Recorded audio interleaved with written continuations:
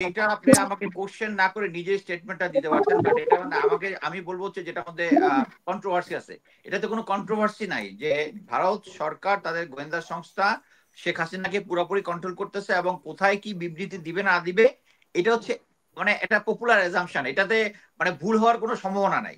যেহেতু তাদের ইন্টারেস্ট এবং আওয়ামী লীগের ইন্টারেস্ট সেম, সো তারা একসাথে কাজ করতেছে, শেখ হাসিনাকে ব্যবহার করতেছে।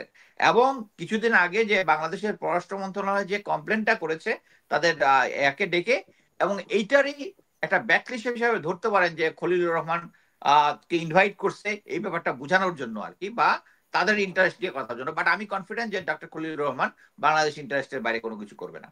আর সেনাবাহিনীর যে জিনিসটা বললেন, সেনাবাহিনী অ্যাকচুয়ালি আমার চাকরি জীবনে অনেকবার আমি লং টাইম ছিলাম গ্রাউন্ডে, মেজর লেফটেন্যান্ট অবস্থায়, বাট এত দীর্ঘ সময় আমরা কখনোই ছিলাম না। এটা সেনাবাহিনীর যে বেসিক রিকোয়ারমেন্ট, যেটা প্রশিক্ষণ আমাদের মেইন জিনিস। আমরা যখন সবসময় আহ, অনেকে বলতে পারেন যে সেনাবাহিনী শুধু লেফট রাইট করে, অ্যাকচুয়ালি বাংলাদেশি সেনাবাহিনীর প্রতিটা সদস্য বছরের মধ্যে একটা না একটা সময় ধরে ট্রেনিং এর ভিতর দিয়ে যায়, ওই ট্রেনিংটা সিরিয়াসলি হ্যাম্পার হচ্ছে। সো সেনাপ্রধান, আমি মনে করি এটা সেনাপ্রধানের অ্যাডভাইসেই যে সেনাবাহিনীর এই ট্রেনিংটা কন্টিনিউ করার জন্য হয়তো বা 50% ফেরত দিতে বলেছে, এবং পরবর্তীতে অ্যাকচুয়ালি রিয়ালাইজ করতে পারছে। এবং এটা কিন্তু একটা বড় পয়েন্ট যে সামনে যে নির্বাচন হবে, নির্বাচনটার আগে আমাদের ট্রুপসকে কিন্তু রেস্ট এন্ড রিফিট দেওয়ার একটা সুযোগ ইয়া আছে আর কি, প্রভিশন আছে যে কোনো বড় কাজের আগে। সো আমি মনে করি সেনাপ্রধান হয়তো ওই প্ল্যানটাই করেছিলেন, রেস্ট এন্ড রিফিটের জন্য 50% আনাতে চেয়েছিলেন, পরবর্তীতে ওইটাকে রোটেশন করানোর জন্য চেষ্টা করবেন। ধন্যবাদ।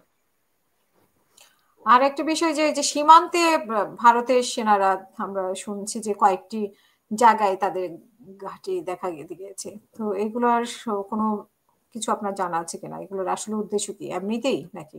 আমার যেটা মনে হচ্ছে যে তাদের অ্যাকচুয়ালি মানে আমাদের যদি কম্পেয়ার করেন আমাদের 11 ডিভিশনের এগেনস্টে তাদের যে সংখ্যাটা আমার এই মুহূর্তে মনে নাই, বাট ইটস নট 3। নর্মালি যেটা হয় একটা দেশের 3 গুণ মানে একটা দেশকে দখল করতে হলে 3 গুণ সেনা থাকতে হয়। সো তাদের আমাদের বাংলাদেশের বর্ডারের ইয়াতে তাদের 3 গুণ সৈনিক নাই, আছে হয়তো বা 1 থেকে 1.5।